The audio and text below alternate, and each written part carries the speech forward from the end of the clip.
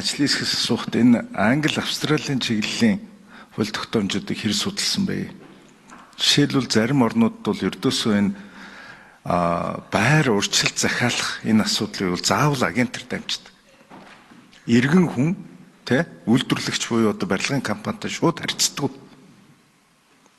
Яг гэхээр зэрэг эргэцэн хувьд одоо маш ялгаатай нөхцөл байдалд байгаа улсууд байхгүй юу?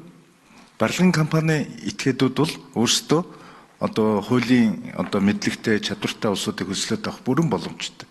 Гэтэл өнөөдөр зүйрлвэл одоо Солонгост одоо өдөр шөнөгүй ажил хийж байгаа нөхдүүд маань 100% захиалга өгчүүл ингээд арай хямдхнаар авч болж байна. Тэртээ тэрэнгүү одоо харийн нутагт ажиллаж байгаа учраас нэг жилийн дараа 2 жилийн дараа ирээд байранд орчих гэж байгаа улсуудад бол эрх зүйн судалгаа хийх тийм боломж болцоо байхгүй. Тэгэхээр энэ шийдэл гарцыг та бүхэн маань тооцсон уу? Тэрэн дээр ямар гаргалгаа гарч харсан бэ? За хоёрдугаарт энэ гэрээний одоо тулгсан гэрээнүүд аягүй өндөр хийдэг. Барилгын компаниуд ялангуяа ингээд за 100% урьдчилгаа захиалга өгчий 50% өгье гэх юм бол заавал нөгөө матрицад дагаад анхны одоо банкны хүнээс хямд нөхцлөөр одоо зээл авчиж байгаад ялгаагүй анхны хөрөнгө оруулалтаа босгочдөг. Тэгээд тэр хөрөнгөө яг тухайн үйл хөдлөх хөрөнгөтэй оруулж ийн үгүй юу гэдэг дээр хяналт байхгүй. Өөр барилга руугаа, өөр төсөл руугаа, өөр бүр сайн ярих юм бол бизнес рүү шилжүүлэх боломж байдаг. Энэ дээр одоо хяналт яаж зохицуулж байна? За тэгэд иргэн компани хоёр харилцаанд ороход заавал компани одоо үлгэр болсон одоо темплейт болсон одоо тэр гэрээний нөхцөлийг тулгадаг. Жишээгээр хэлэх юм бол жишээгээр би одоо ингээд захиалга өгчлөө цуцлаа гэхээр зэрэг заавал дараагийн захиалагч таны байрыг авсан нөхцөлд таны одоо мөнгийг одоо ийм нөхцлөөр олгоно ч гэдэг юм. Тэнгүүт нөгөө захиалагчийн эрхийг зөрчсөн маш олон энэ зүйл залтууд байгаад байдаг. Тэгэд улсын одоо субъект оролцоод одоо бүртгэл бол яг үндэ хэлэх юм бол маш хүн цортолтой байгууллага шүү дээ. Тэгээ маш их алдаатай. Үргэлж дандаа үсэг, тоо алдж идэг газар. Тэгэд энэ бол би бол одоо жоохон нэг тийм санаан зүв боловч жоохон сэрэг байна. Дахиж сайн судлах хэрэгтэй. Тэгэд урьдчилсан зохион байгуулалтаар одоо шунлын сэтлэр хандж байгаа нь бол би нийт одоо энэ дуусаагүй барилгачин танарын материал дотор 10,000 гэж хахад гомдлын асуудал чинь нэг 1000 орчмол юм байна шүү дээ. Зөв. За тэгэхээр ингээд нөгөө харахаар зэрэг бас эдийн засгийн нөхцлөөсөө за дэд үтсийн хүрэлтээцэн нөхцлөөсөө болоод үнэхээр тэрийг оруулж чадахгүй улсууд байгаа байх.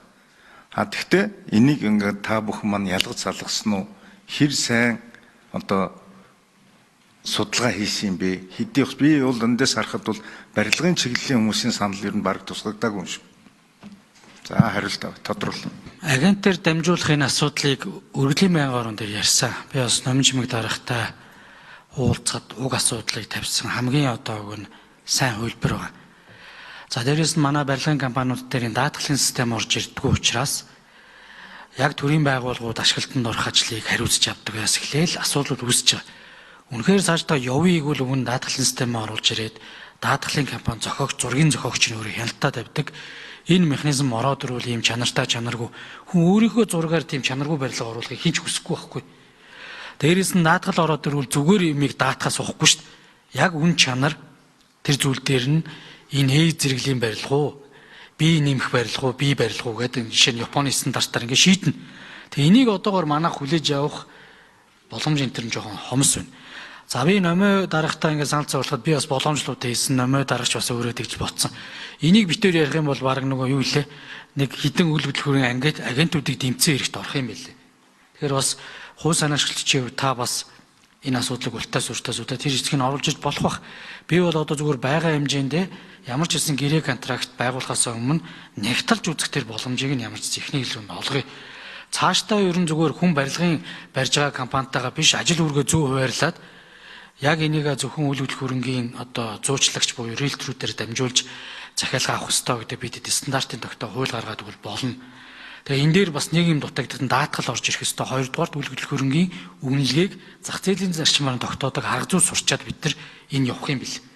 Одоо болохоор энийг хүлээн зөвшөөрөхгүй байгаа шүү дээ. Тэгээ аль болохоор багаар үнэлүүлнэ, гэрээний үнээр үнэлүүлнэ гэдээ бүгд өөрсдөө аашаалдаг татвараас зугтахын тулд, транзакшны костос зугтахын тулд. Тэгэд ийм байгаа учраас энэ зах зээл одоо яг таны хэлж байгаа саналыг бол одоохондоо хүлээж авах. Гэхдээ би бол үгүйсгээгүй судлах ёстой юм билээ. Зөв. Ийм зүйл байгаамаа. За хоёрдугаарт ер нь өөр төсөл рүү мөнгө оруулцдаг гэдэг үнэ. Энэ манай татварын хуультай ч холбоотой. Яагаад тэгэхээр татвар аж ахуйн нэгжийн орлогын дотор 10% байдаг. Тодорхой орлого 500 тодорхой үнийн дүнгээ шалтгаалаад өрөнгөд 25% явчихж байгаа. Тэгээ 25%-ийг төлөх үү? Барилга гэдэг бол үнийн дүн ихтэй. Яг ийм зүйлээс болонгуудаа 10% татвар руу орохын тулд барилгын компаниуд нь жижигэрдэг.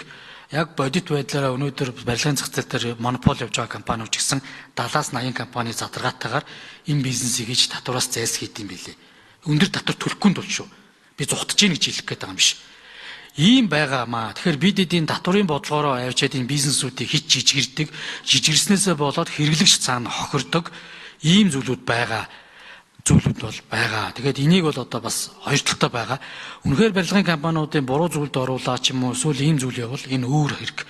За нөгөө талдаа барилгын компаниудын санхүүгийн чадах муудаа дээр бол энэ хуулийн асуудал гэхээс үгүй дампуурлын хуулийг гаргаж төлбөрийн чадварыг ялжаа яаралтай явуулж хохирлыг томруулахгүйгээр шийдэх ёстой байхгүй. Манад тэр хуулийг баталж өгдөггүй. Тэгээ бүх юм дуусны дараа л асуудлуудыг цагдаагаар шийдвэрлэх гээл залхимлэх гэмтрийн өрийн шийдэж байгаа яаж хийж байгаа л хоёр чихнээс өөр юм байгааг л хөөцөлтөд өгдөг байхгүй. Асуудал томорхоос нь өгөн дампуурлын гэдэг юм уу төлбөрийн чадварын ажиллагаа явуулаад гүйцэтгэх захирлын сольж жагаад гэрээний хэрэгжилт хөрөнгө мөнгө зуртаалгаад байгаа бол тэрийг шүүхийн оролцоотой шийддэг байхгүй. Манай даанч энэ бизнесийн соёл байхгүй. Тэгээ номын жимэг гишүүнийг ахлаа явж байгаа намрын жуулганаар энэ хуулиудыг ямар ч байсан сайжруулад гаргах байх гэдээ итгэж байгаа. Ингүүл энэ бас шийдэгдэнэ. Тэгэхээр энэ хуулиуд бас болоод байгаа зүйл бас биш байгаа даамаа. Маш олон хуулиуд ийм уялдаатай байна. За хоёрдугаарт энэ хэрэглэгчийн гэрээний асуудал дээр шууд тулгадаг үнэ. Ер нь топ 5 хэрэглэгчийг хохироодог энэ асуудал бол захиалгын гэрээнүүд байгаа. Энэ захиалгын гэрээ дээр баг уншаад зурж байгаа да. Баг ингэж тгий гэж өөрчлөх ямарч боломжгүй л байгаа. Тулгарчдаг. Тэгээд энэн дээрээс болоод өгнө хэрэглэгчийн гэрээний хуулийг бас нэг за ингээ хууль санаачлагч за сайн зориг гишүүнийгээ мэдлгүй л яхан хууль зүйн хувьд бол асар туршлагатай. Төрийн албанд бол олон жил ажилласан. Олон хууль санаачилсан, олон ажил хэсэгт орсныг мэднэ. Гэхдээ би одоо нэг зүйлийг яг ингээд олон 10 байшин ашиглалтанд оролцсон гэж би яг сайн зориг гишүүнийг бол би мэдэхгүй байхгүй. Тэгэхээр яах вэ гэхээр зэрэг энэ барилгын салбарын одоо энэ ч бас нэг бид нар зах зээлийн нийгэмд шилжээд 30 гаруй жил болчихлоо. Хувийн өмчтэй болоод удажчлаа. Тэгэхээр хувийн өмч гэдэг юм чинь бас бид нар тодорхой хэмжээнд бас хамгаалдаг. Тэрийг бас одоо жишээлбэл зөвөр хардаг. Ийм байх ёстой. Тэгээд мэрэгжлийн улсууд нь уул нь яг нарийн тоо ярьдаг, шийдэл ярьдаг байхгүй бол улс төрсөн үгээр бид нар нийгэмд хариулт өгч болохгүй шүү. Окей. Тэгээд би дахиад нэг тоонууд л асуумаар байна. Уг хуулийн төсөлтэй холбоотой өргөдлийн байнгын орон дээр тал талын төлөөллүүдийг яагаад номжим гишүүн надад бас яг албан ёсны өргөдлийн байнгын ороны зөвлөмж мэдээллүүдийг өгсөн. Энэ дээр одоо юмнууд нь бол таарч нэхэж байгаа зүйлүүд байгаа. Хуульчдын холбоон дээр бидэд бас хилцүүлэг хийсэн. Зөвхөн энэ хуульчдын холбоон дээр хийсэн хилцүүлэг дээр хуульчд байгаа гэж битээ ойлгоорой. Яг энэ гэрээний асуудал байхгүй. Барилгын асуудал гэдэг чинь иргэдээс хэрэглэгчийн гэрээний асуудал. Тэгээ яг энэ барилгын компаниудын хуульчээр ажиллаж байгаа. За дээр нь энэ иргэдийн хохирсон эргүүдийн кейс дээр өмгөөлөгчээр ажиллаж байгаа. Ийм залуучууд оролцож хуульчлын холбоон дээр бид хилцүүлэг хийж хаана ямар асуудлуудыг мухруулж өгвөл болох вэ гэдэг зүйлүүдийг бас энэ тусгаж өгсөн юм аа. Тийм учраас бас бүрдээ гишүүндээ бас би нэмэлт мэдээлэл өгөхөд одоо ийм байна. За бүр тогтолцооны хувьд одоо тэр агентаар дамжуулж захиалга авах энтрийг бол би бол хувьдаа дэмжиж байгаа. Гэхдээ би бол бас энэ дэр ерөнхий мэдээллүүдийг бол авч бас номжим гişүү энэ үргэлжлэн байгаан дээр ч бас ярьсан зүйл байхгүй. Яригдсан юм билэ. Тэгээ өнөөдөр бас энэ зүйлүүдийг хийхэд бол за би нэг ажлын хэсгийнхэнд нэг санал хэлэх гэсэн юм аа. Төрөний таад маань үндсэндээ нэг сонссон бах ингээд нэг 3 ангилж болж ийн гэд хууль санаачлаг сайн зориг гишүүн хэллээ шүү дээ. Анхнаасаа бүр ингээд гэмтэргийн шинжтэй эхэлсэн төсөл. Замд нь одоо бас нэг юм төрийн хамааралтай тэр гэр хорооллын одоо дахин төлөвчд юм уу ийм төслүүд нь бас бүтлгүүцсэн асуудлууд байна. Төр оролцсон. Тэгээд нөгөө гурав дахь асуудал нь юу гэхээр бизнесийн байгууллагууд эдийн засгийн нөхцөл байдлаас ч юм уу эсвэл дэд үтцийн хүртээмжийн асуудлаас болоод гацалтанд орсон зүйлүүд. Эдгээрийг та бүхэн маань тоон хэлбэрээр энэ улсын хурлын гишүүдэд айгүй зөв сайн хүргэх ёстой байна.